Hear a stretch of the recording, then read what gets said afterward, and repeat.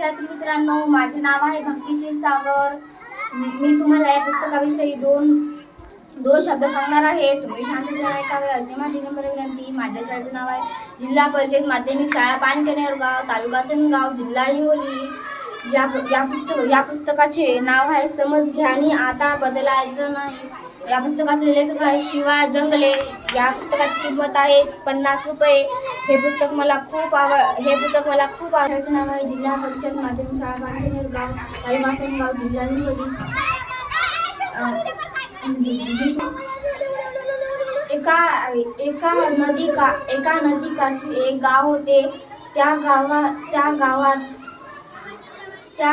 गावात एक राजवाडा होता। त्या राजवाड्यात एक राजा राहत होता। तो राजा खूप खडूस होता। त्या राजाची एक पुत्री होती, तिचं नाव होतं राजकन्या।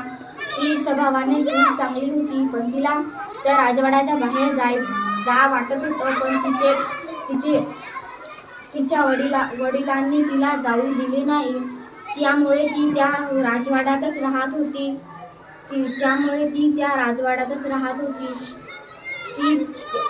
एका दिवशी त्या राजकन्येचा हॅपी बर्थडे आला। त्यामुळे मग सगळे दौंडी द्यायला आले।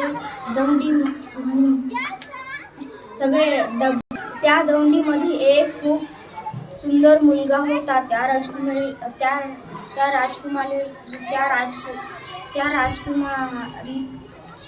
ती राजकुमारी खूप दुःखी होती, कारण तिचा बर्थडे होता। त्यामुळे पण तिला त्या राजवाड्याच्या बाहेर पण जाता येत नव्हतं। ती तिच्या वडिलांना खूप आग्रह करत होती, पण तरी पण तिचे वडील तिला जाऊ दिले नाही। ती एका दिवशी रात्रीच्या वेळी